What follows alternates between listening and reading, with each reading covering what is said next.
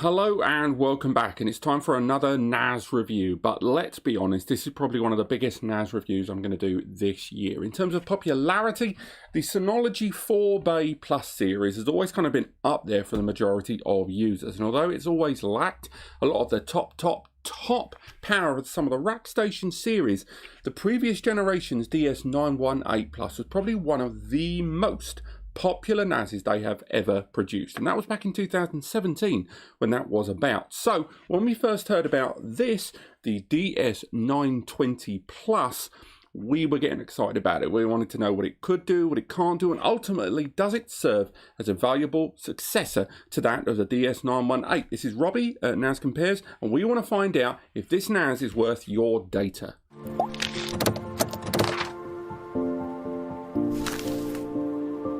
Right, so let's get it out the way. Early doors, how is this unit here? Normally when I get things here on the channel, I normally, ask for samples from brands, or sometimes they might say, do a little review for us on something.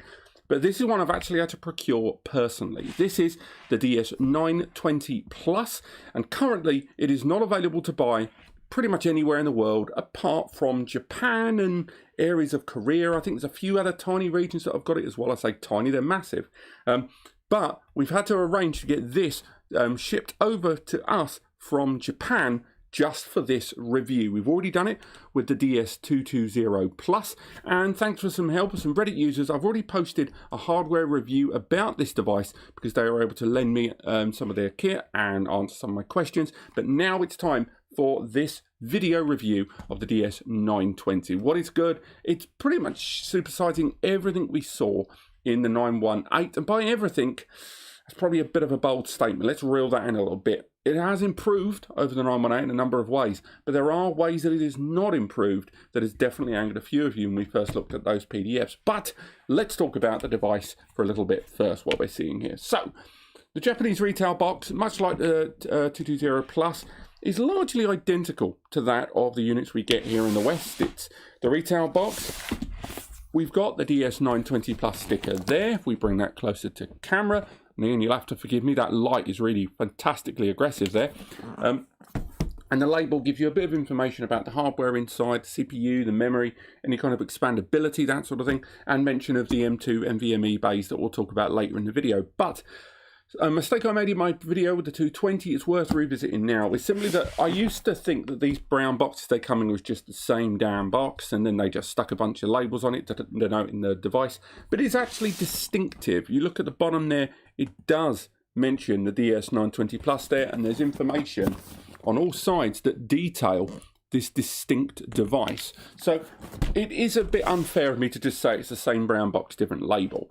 And again, the device retails, there's no real confirmed Western price at the moment, but based on the 918 and the pricing trends that we've seen on the 420 and the 720, I think we're looking at around 550, maybe 600 at the very top, and that's inclusive of tax. But again, that is a vague price that still needs complete clarification at launch. On top of that, the device doesn't arrive pre-populated. For those that are new to Synology now, it's worth highlighting you will need to buy hard drive and SSD media, depending on which one you want to use inside this device. You're going to have to buy that separately, and that is not inclusive of your price. Now, much like the reviews we've done for the recent 20 Plus series of Synology, this video is going to run a little long. I know that now, we're only 3 minutes into it so far, but I can tell right now, if you look at the bar at the bottom, this must be a long video, and that's because the number of you, this is going to be your first NAS. Maybe you've been holding off, you were going to buy the 918, and you thought, no, it's a little older for me, let's see what else they can bring out in the meantime, and you've been holding out for a device like this. So with that spirit in mind, much like the 220, 720, and the 420, I'm going to make these reviews cover everything in terms of software and hardware capabilities of these devices. So a lot of this you may already know. I apologize if there's repetition to the more regular subscribers, but let's have a look what we get for our money. If we have a look inside, we've got the brown box as well, and again, lovely little design touches that I talk about before. And I know you guys think I'm really labouring about the retail packaging, but I think it tells you a lot about a brand and where the priorities where the sensibilities lie sometimes. I mean, again, the label there, even everything from the handle basically screams slick Synology. They've always kind of designed themselves around the Apple model, and it's very, very clear looking at this that that has continued. One thing I will say that's bummed me out a little bit already, you see at the top there, we've got some nice partition boxes that should have, you know, just basically inside all the accessories and the cable with the NAS at the bottom. When I unboxed the Japanese DS920, it came with this Synology guide that for the setting the device up the first time, and it's pretty detailed about setting the device up for the first time in terms of DSM, software capabilities, network capabilities, and more. So I kind of hoped there'd be one in there. But again, that's something that's incredibly regionally specific, and you're probably not going to get that in your own place of purchase. So if we have a look inside, we have got inside our first box our mains cable, regional mains cable, and again it will differ depending on where in the world you are. I'll pop that over there. Next, we've got the main box of accessories, a little heavy there. Inside, we've got our two 1GBE cables right there, and these are Cat5e for the 1GBE connections on the rear. Hold your horses, yes, 1GBE, we'll get to that later on, but there's two of them for two independent ports.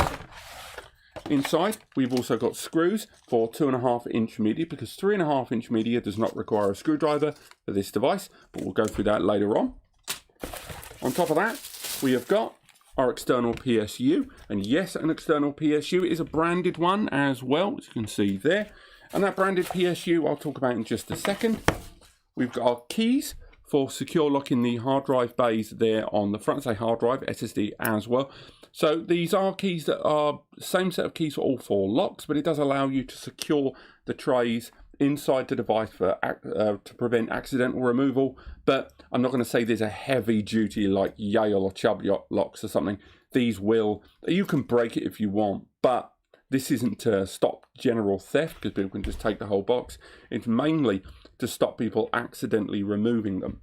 And finally, we've got our quick start and installation instructions right there that details how to set the device up for the first time, as well as information at Synology's own website, where there's updated guides all the time. Probably better than a paper manual, but I'm still in love with that one that I've just put on the floor there. And apart from that, the device also comes with 3 years of manufacturer's warranty, no matter where you are in the world. So that is all covered. Now, I said I was going to touch on the PSU. The reason I would touch on that in the same way I've talked about it in other videos is because I know there's an area of disagreement with regards to PSUs like this. Now, it's not the fact that it's embossed, which I quite like. It's quite nice to know that the PSU that you're buying with your device is produced and at least overseen by the company themselves. But the fact that it's an external PSU, and a number of you aren't fans of external PSUs. You think it's easier to accidentally disconnect them, they're dangly, they're awkward for transit if you're moving hardware from location to location, and very easy to end up accidentally leaving one of these at one place or another. But an external PSU gives two main advantages, which for me win the day by a country mile. First and foremost, it's the idea that this external PSU, if it breaks, because other than the hard drives, it's the most fragile part inside, it means that this is easy to replace. It's so much easier to replace an external PSU than having to tear down an external chassis to get to the PSU inside. And also, a number of you won't want to do that in the case of an RMA, and chances are, if you are dealing with the warranty and you need to send something back, because, you know, PSUs, they fail like anything else. If that happens, you don't, sending back your whole unit can be troublesome. And do you take the drives? Do you send the drives as well? There's so much to do. An external power brick is just easy. This is covered by your warranty. You fire it off, they send you a new one. You can even buy new ones or spares if you want. Secondly, an external PSU reduces heat dramatically inside. Think about that, an internal PSU in a system that's on for days, weeks, months, or even years at a time, that can generate some heat. So an external power supplier removes the heat internally from the equation. It doesn't generate loads of heat, but it definitely produces heat when mains power is going through one of these. So personally for me, external PSUs all the way. Now if we remove the top layer of the box there, we can take a look inside, because there is our unit. There's nothing more in the box. Quite well partitioned, quite well protected. And again, that has made it over here from Japan, and it's looking pretty bulletproof to me. And let's have a little look inside. Remove that tape and see what we get for our money. Right, pop that in there, and there you go. that is the DS920 Plus. And again, if you own the 918, what I've just said to you there, they're a bit redundant really for a number of you, because let's face it, apart from this little label down there, the majority of 918 owners are going to be thinking, well, who cares? Because it's the same chassis, and that's absolutely true. This chassis is pretty much the same chassis that we saw unveiled originally in the 918 series when it first came out all those years ago. This is the 4-bay standard chassis that Synology have been using. There's slight tweaks, I think, to the framework of it. It's not quite as deep on the front there. And again, it's going to be very hard to go through this without the comparison. And we do have the hardware comparison coming soon, where you do have the physical 918 and the physical 920 here side by side. But what I will say is this is probably one of the best value versus return chassis I've seen in a long time. I talked about it a number of years ago, but it's worth reiterating once again. For a 4-bay, so this is 4 hard drives worth of storage here, ventilation is going to be key, because you need air passing all the way through the device. You need to make sure that you've got active and passive cooling systems working together at the same time. You don't want to have lots of wires knocking around. You want to make sure everything's in preset locations. And from every time I've ever removed the framework around one of these NASs, the Synology 4-bay frame like this is probably one of the best we've seen, because it does an excellent job of spacing everything out, but not to an inappropriate level or to a point where this will become unsightly large. It's a very compact chassis indeed. In fact, if we get a hard drive, we've got a hard drive here, to give you some idea about the size, that's how big one hard drive is there in front of it. It's not that big at all. And if you've got a hard drive knocking around, you can do most of that scaling for yourself. Now, the device itself, as mentioned, is a 4-bay NAS, but it can be expanded up to 9 bays with the connection of the DX517 expansion chassis. It supports a number of different RAID configurations. And for those that aren't aware, a RAID configuration is when you have multiple hard drives all in one storage area like this, 1, 2, 3, 4. And you want to make sure that you can leverage the advantages of having more than one drive together. And one of the chief ways to do that is RAID, redundant array of independent disks. What that means in real terms is you can either have a system where multiple drives are being read and written to all the time, consequently it improves performance speed overall, or you can create a system where data is written to one giant storage area inside the NAS, but if one of your drives dies, then it doesn't matter, because the system will still have a system of blueprints known as parity data inside across the RAID, and therefore allowing you to retrieve your data in case of a dead drive. Now, parity and RAID is something I could go into a lot more detail about, but I just strongly recommend you check out my video on it. I've done like 2 or 3 of them. If you just Google NAS RAID or something, I'm sure you'll find it. But the device itself is a 4-bay NAS. Not only does it support those standard RAID configurations, but it also supports their own RAID configuration known as SHR, Synology Hybrid RAID. Now, on the face of it, it seems near enough identical to standard RAID levels. It allows you 1 disk of drive failure, or in the case of SHR2, 2 disks. You know, what's the difference between that and RAID 1 and RAID 5 and RAID 6? And technically, on the face of it, it is identically the same for the most part, but with some core differences. The first main difference is with SHR, you can mix and match your drives. Now, on the face of it, there's a number of you that have got a bit of experience in storage that have just heard that and gone, what the what? That's a terrible idea. And you're right, it's not great. But if done right, it can be hugely beneficial.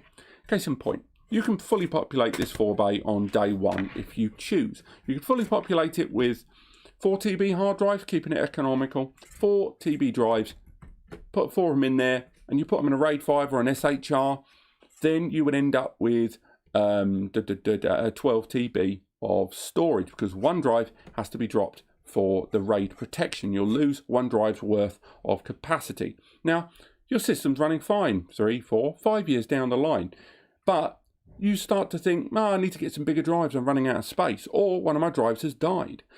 Now, when you want to buy new drives, buying 4 TB again will seem like a bit of a waste.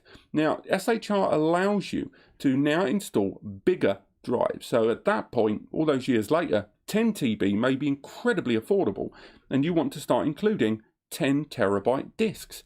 So when you do that, SHR will allow you to install drives that are larger than the rest of the drives in the RAID configuration and adapt itself internally as you add more drives to give you more storage. Traditional RAID doesn't do that. It doesn't allow you to mix drives. I mean, obviously brands primarily, but mainly capacities. The SHR will allow you to do that. The second advantage of SHR is it's significantly easier to increase the size of your RAIDed storage pool. You can have an SHR with 2 disks, and as you add more disks, it is significantly easier to move it up within an SHR, because an SHR with 2 disks and an SHR with 5 disks is only 2 clicks of difference when RAIDing up, whereas converting from a RAID 1 to a RAID 5 can be a little bit more time consuming and more importantly can be very, very difficult, whereas moving an SHR across 2 and then more disks really is incredibly straightforward, and for those that are a little bit nervous about that sort of thing, it can be incredibly beneficial. So talking a little bit more about the device again, we can have a look at the front of it. Now we have got at the top there little LED markers there that denote drive access, system health, network activity and more, with an LED for each of the hard drive bays built into the front. We've got a USB 3, that's USB 3.1 Gen 1 or USB 3.2 Gen 1 or USB 3.0, for Christ's sake USB, make your minds up. The USB port here is a 5 gigabits per second USB-A port. Now that is utilized by backups. And once again, I said before, I'm trying to cover all the bases in this video, so a number of you know what I'm going to say, but if you don't, thanks for listening. USB backups on a NAS are so easy. Rudimentary, yes, but incredibly easy. With a device like this, you can have an obscene amount of storage. We'll talk about storage capabilities later. But with this device here and this USB port, it opens the door to a localized backup, because a NAS isn't a backup per se unless you're using it as such.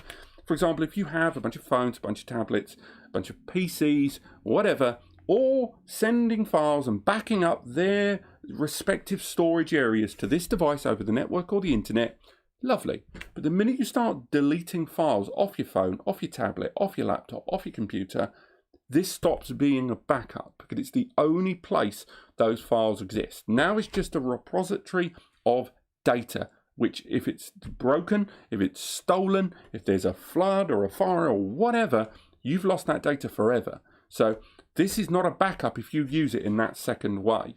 One way around that, and a more cost-effective way to do that, is to utilize USB backups.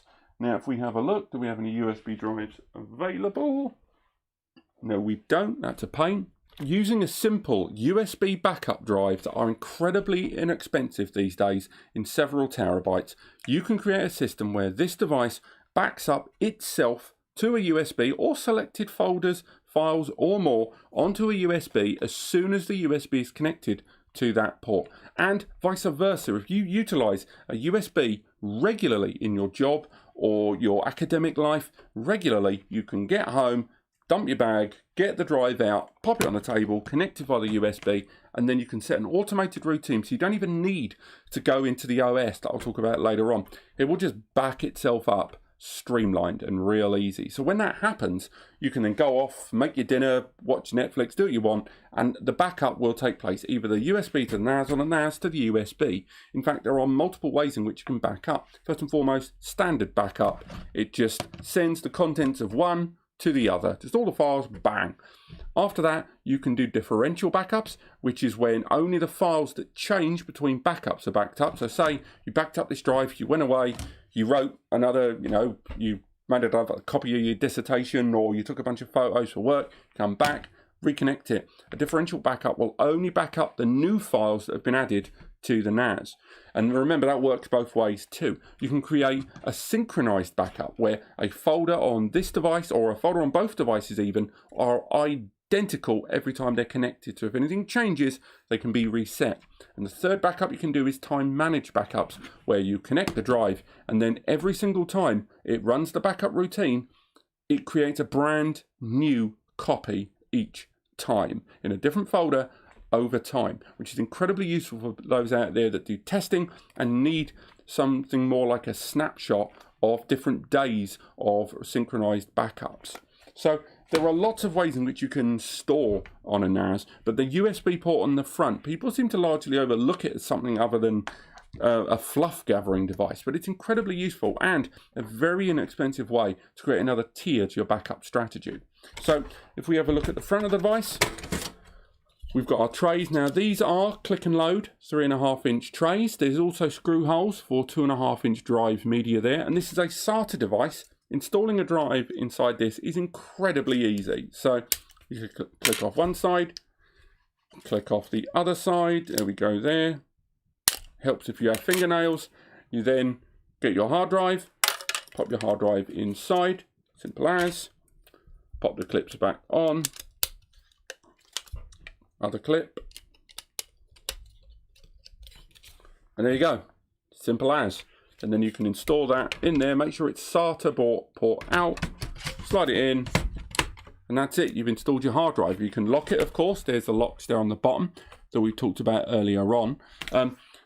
But it really is that straightforward to install drives. And remember, you don't need to fully populate this device in order to utilize it for the first time. You only need one hard drive to run it. You could run this device now on that single hard drive. You wouldn't have any real redundancy in case of that drive failing, and you want to utilize some of the backup means, be it utilizing USB or using cloud managed backups with Hyper Backup or Active Backup Suite. That's another thing that we'll talk about later on. But the hard drive support on this device is pretty extensive. Modern hard drives now, such as the Seagate Iron Wolf NAS series, arriving at 16 terabytes. It's not a cheap drive at 450 to 500 Nika, but it's still one of the best drives out there in terms of overall capacity for NAS. We're starting to see 18 terabyte drives slowly put their head up and then climb back under, but these are incredibly data center class drives, which may not be ideal for a device like this. Now, if we remove that drive, we can take a look at the rest of them inside there. If we remove all 4 trays, and again, as mentioned, you don't need to fully populate this. You can populate it with a single hard drive, and then you can add drives gradually if you want to scale your costs. So maybe start with 2 in a RAID 1 or an SHR, and then add drives gradually as you go. Now, if we look on the inside of this device, we can take a good look at how ventilation is sat on this. So at the rear, you've got that blue PCB, and on there, you've got a SATA bay for each of them. No loose cables for power. These are dual data and power ports there. If we look at the other side, on the inside there, which is going to be a lot harder to show you with this light, you can see that ventilation there.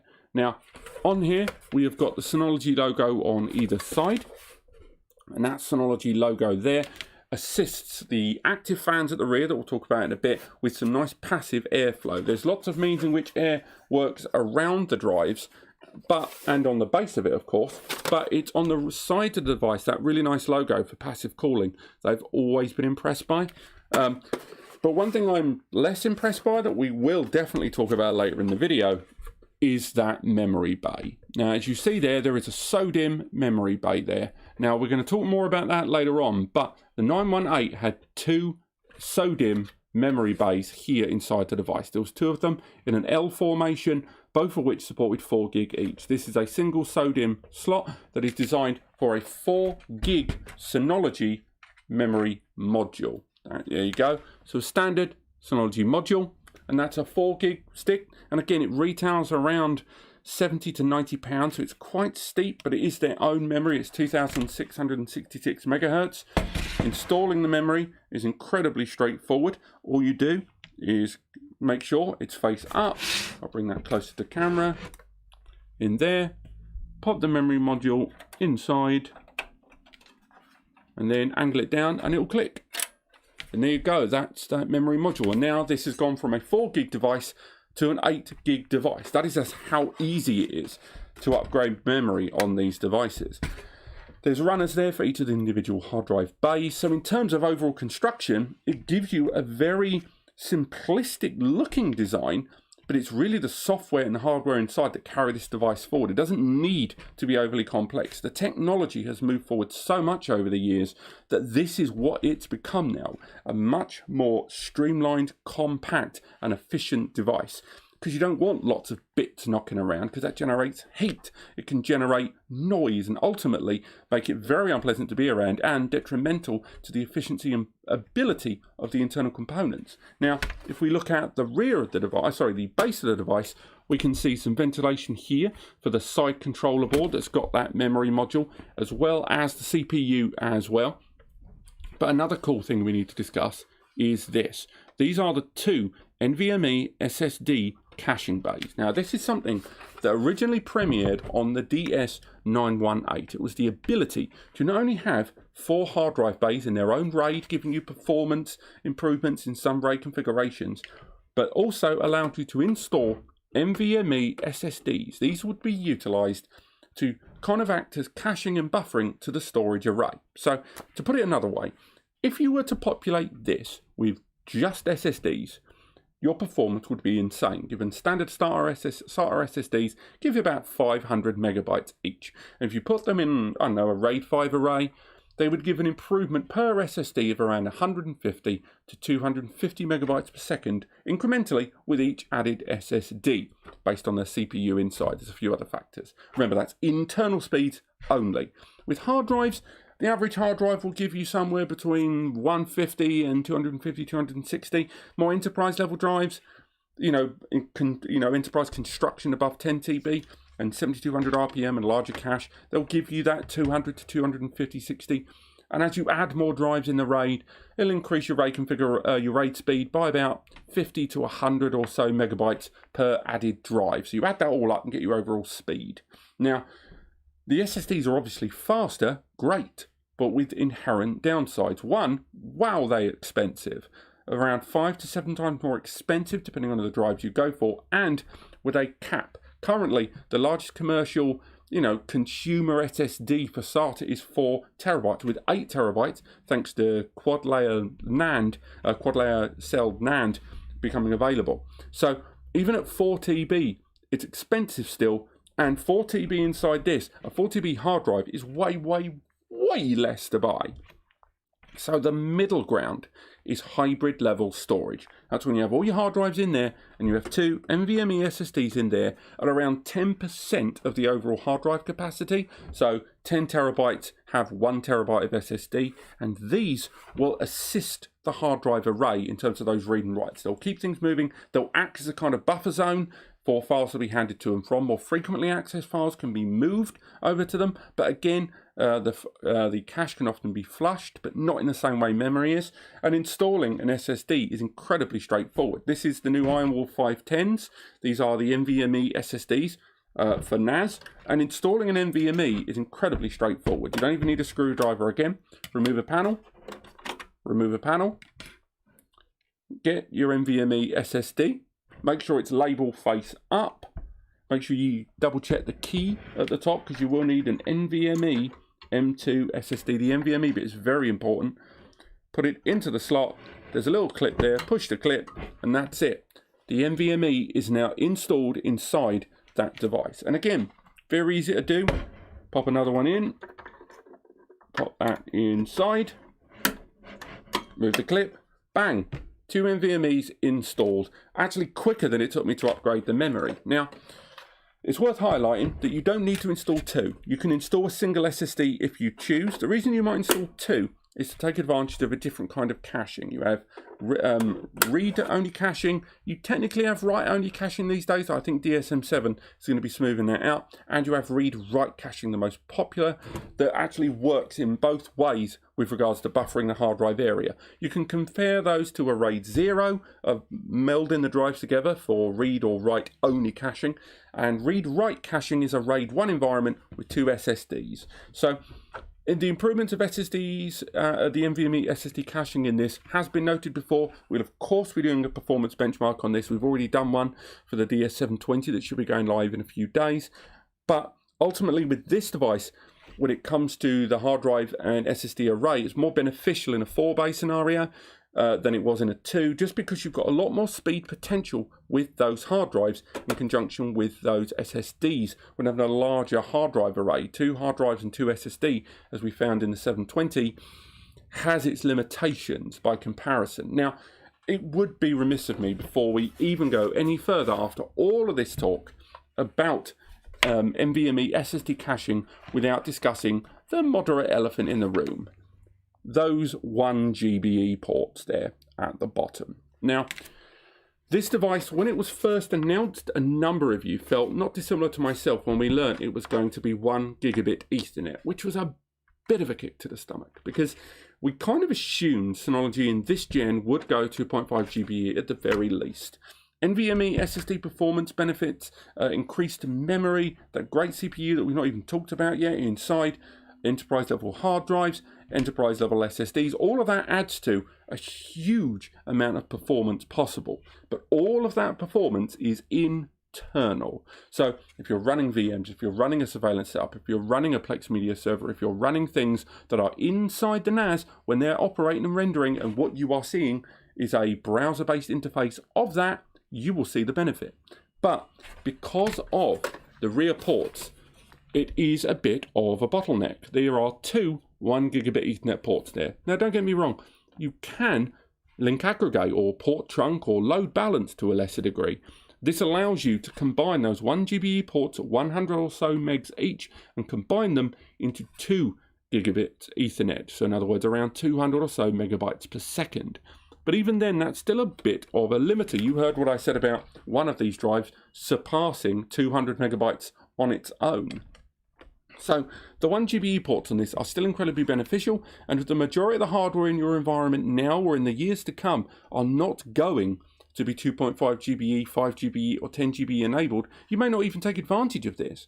But it's worth highlighting that if you connect this device to a switch or your internet service provider router, ISP, if you connect that with 1 or 2 gigabit Ethernet ports, you have to understand that every device that's communicating with the NAS is sharing that connection. So if you connect this with 1 GBE and you connect this and 5 people connect with it at the same time, they will only get a maximum throughput, unless you tinker with the priority settings, 20 megabytes per second each, because they'll be sharing it. Now that's only if they're simultaneously accessing and if all of them are utilizing the full bandwidth they can potentially do. I mean, you can assign priority to devices in the home or office environment. You can do lots of things within the software, but there's still no avoiding that's a huge amount of throughput internal potential that is getting bottlenecked in a scenario where you may have multiple devices. Now, there may be people watching this going, who cares? Everything I own is 1 GBE anyway, and that's a very good point.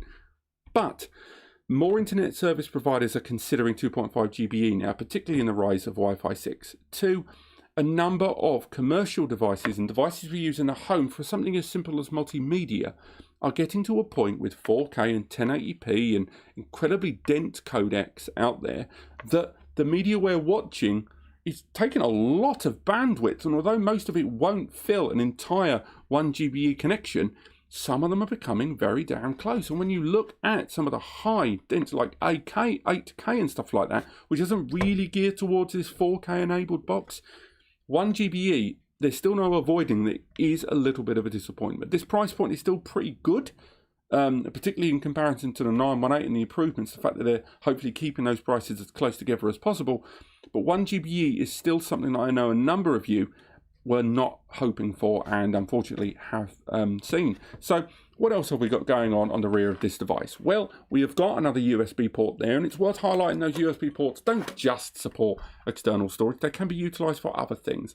Wireless dongles, they can be utilized for printers, UPSs. There are actually quite a lot of USB devices supported by Synology, but none of them in the traditional KVM, so keyboard video mouse setup, or to be utilized in anything more than an add-on to this device to use. This device will always remain the host, with everything else a low-scale client, so bear that in mind. There's the eSATA port that we talked about earlier on that allowed you to add another 5 bays of storage to this device. And again, why would you do that? Well, 4 bays of storage is great, particularly in light of the larger generation of drives that are out there these days, but 4 bays can fill up real quick. And again, if you look at 1080p, 4K, 8K media and more, we're starting to see some files are just Herculean in their size. If you're backing up games from your PC rig, then chances are that you're going to be utilizing a lot of bandwidth. I mean, if you looked at games like GTA 5 recently, that game is super old, and with all those DLCs, it is massive. What I'm saying is, if you're running a device like this for backing up a standard system rig with all of your files, chances are you're going to run out of space eventually. And the idea of expandability to add another 5 bays of storage to this device can be opportunistic. You know, you are talking about, by the time you need it, even bigger drives out there to have. Yes, the expansion is JBOD, so the RAID is handled by the device. And yes, the expansion itself does require a commitment of around 400 odd quid to buy that. But the expandability later date allows you to, you know, leverage your budget accordingly now towards a 4-bay that gives you the ability to add drives later on. I know a number of you would just go straight for an 8-bay with a RAID 6, bang, straight off the dot. And I get that, but not everyone is like that. So it's nice to have that choice early doors. And that's about it really. We've got those rear mounted fans there, and they can be set automatically or manually for their RPM to adjust accordingly, increasing and decreasing as needed. And again, if noise is a factor, which it really isn't on a device like this, it's pretty quiet, you can lower those RPM, the RPM of those fans manually.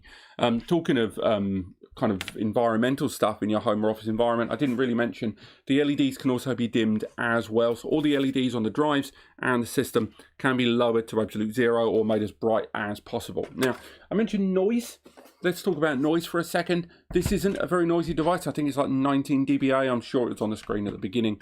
And again, I've been running not this device, but I've got a few of the new Synologies running simultaneously, and you can't really hear them right now, and they're only about 2 meters that way, so they're quite quiet. But what you need to bear in mind is more enterprise level hard drives produce more noise. For those of you that are coming up in the next week or so, you're going to be watching a lot of software videos about the brand new series of Synologies. A lot of the time I've purposefully kept the mics very close to the NASs when I've done boot up cycles, when we've been testing different things.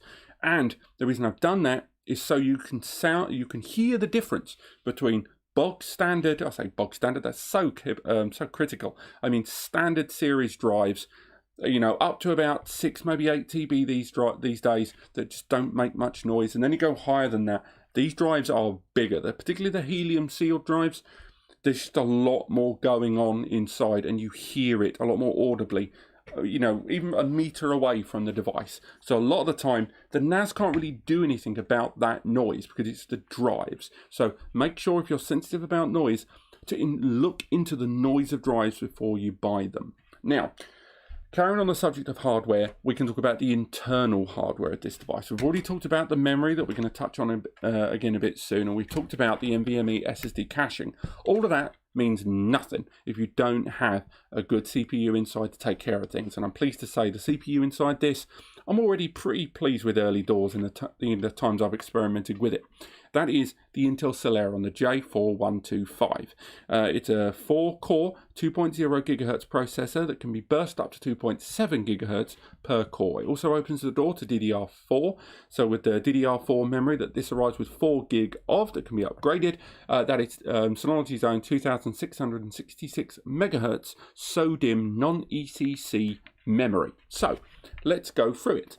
The CPU is definitely a jump from its predecessor. That was the J3455, and that CPU was 1.5 to 2.3 gigahertz when burst, and that was a 4-core CPU too. It also arrived with 4 gig of memory. That was DDR3L at 1866 megahertz. So it is a jump up, and in almost every single regard, this new CPU outperforms its predecessor, apart from 8 and 10-bit H.264 decoding, but we're encode decode. We'll talk about that in our Plex video soon. Now, on this device, that CPU opens the door to a number of things. Thanks to UHD Graphics 600, it means that you can take advantage of 4K as well as 1080p transcoding. It can play back the majority of 1080p and 4K files, but at transcoding, you will see differing performance overall. You'll certainly see the difference in native performance versus Plex performance and transcoding particularly. Even if you allow Plex Media Server to take advantage of the hardware transcoding engine, you know, you've got a Plex pass and you've let your server have access to that facility, it still won't be as good. Now, there is a little bit of confliction at the moment. We're sort of working in the background on some stuff that was coming out last year. And again, Takeo, who helped us with the 920 review a few weeks ago, going through some stuff there about how to improve performance in terms of transcoding in Plex Media Server. We're finding out something about drivers that we can disable. I'll save that for another video, but the vanilla device here with no changing via SSH or anything like that, this device does perform very well in Plex. We're really looking forward to seeing how it compares with both our videos with the DS920 Plus that went live last week, I believe, and how it compares with the 918 Plus and the 1019 Plus. The reason being that this is supposed to be the follow-up to the 918, and a number of you bought that box because of its affordability as a Plex Media server. I will say that I think it's going to perform admirably well in Plex Media Server for what, you know, the money you're paying. But remember, this isn't an Intel Core. This isn't like a Pentium that we saw in the 916. This is still going to be a Celeron processor. And I know a number of you were kind of hoping they'd go down the Celeron route. I didn't think they'd ever do that because of the family and the series and the way they run these devices within their product families, but still. Now, the 4 gig of memory that this arrives with is a lovely little starting point. 4 gig is, to me, should be the standard these days. We're seeing more and more NASs coming out with 2 gig, and I don't quite understand why. 4 gig may seem a bit extravagant from a manufacturer stance, but from a user stance, given that you normally lose up to 1 gig of your memory for the system running at its very best without all the individual apps earmarking their own memory, I'd say that this device arriving with 4 gig is a lovely amount to start with. That 4-core CPU allows you to take advantage of things like Docker and Synology's Virtual Machine Manager a great deal better than some of the dual-core variants of this, because you need to allocate storage and memory in advance of those VMs and container environments. Another thing is Synology's DSM platform and the way it manages caching in the background. It does an incredible job of kind of harnessing the total amount of memory available, using a little bit extra, if anything, when it's not being used. And when an app comes along that needs the memory, the speed at which it flushes the utilization of the memory at DSM to hand those resources over to the apps is really impressive. It's a very interesting viewpoint. If you look at the resource monitor, do check that out. In terms of the applications that this thing can run, anything from Synology, this largely runs it. Notwithstanding the fact that its file system is BTRFS, you can run it on ext4 if you like, but thanks to the support of the BTRFS file system, you've got things like background snapshots to be created with a far lesser impact on your hardware resources. So those that like to keep records of storage images so they can revert if need be, that's very beneficial. On top of that, faster recreation of shared folders. So if you have a shared folder and you want to duplicate it a bunch of times for your connected users, or if you've got staff and user groups and stuff like that, so much easier. On top of that, you've got file self-healing, where checksums are created before and at the end of transmissions. So if there is an irregularity in avoidance of things like bit rot, it can do the file self-healing. There's a lot of stuff that BTRFS brings to the table, and a number of the apps that this device supports in largely the entire catalogue of the Synology DSM library. A lot of them take advantage of BTRFS, and others insist that you have it running. So what have you got? Well, for those of you that have never used a Synology NAS, it's worth highlighting that a number of the apps from Synology are designed to replace apps that you're already paying for. The reason being that if you are using a Synology app with a Synology system with your data, then it utilizes less resources. Their applications have been tweaked and evolved and updated regularly to be the best they can be within this storage environment. Case in point, and the examples I generally always give, are comparing some of the cloud-managed apps that we use these days and the Synology alternatives. So if you use Skype or WhatsApp for your family and colleagues and friends to communicate, you can use Synology Chat, which allows you to create multiple users, all with accounts, all within the system, that can communicate. All the data still stays within the system, not the internet or the cloud, within the system. There's mobile apps, desktop apps. You can communicate messages, send files, send links, do to-do lists. It's just like those other chat platforms.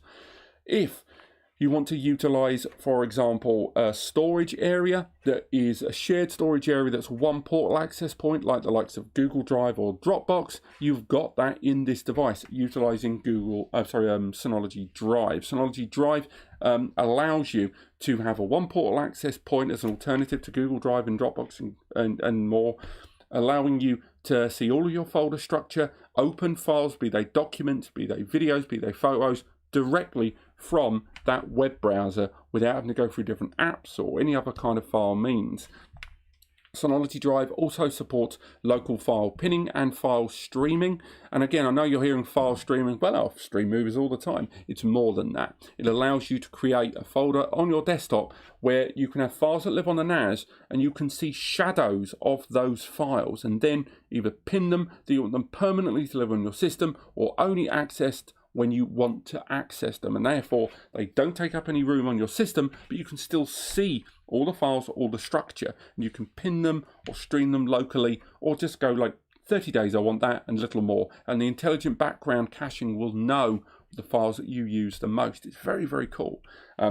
There's also applications such as Surveillance Station that allows you to attach multiple IP cameras in your home or office environment and have a enterprise level surveillance platform with pan-tilt zoom, with simultaneous record and playback, intelligent timeline scanning, alerts to your phone, alerts to your email. So many features and functionality of modern IP cameras, such as smart AI support and motion detection and light support and heat detection.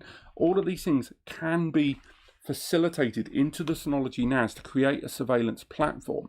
If multimedia is what you want to go for, the Synology 920 arrives with support of PhotoStation and Synology Moments. PhotoStation for photographers, a great app for those of you that have photo collections and portfolios and want to learn intrinsic details about your photos, or you've got Synology Moments that allows you to use AI-powered search tools and AI-powered recognition to go through decades of photos and then identify people, places, things, subjects, and then you can search your albums using intelligent search terms. Don't search for image 369200903. Search for beach, tree, drink, food, dog, cat, whatever. That you can search them and it will find them and produce those photos for you. The same with the facial recognition too.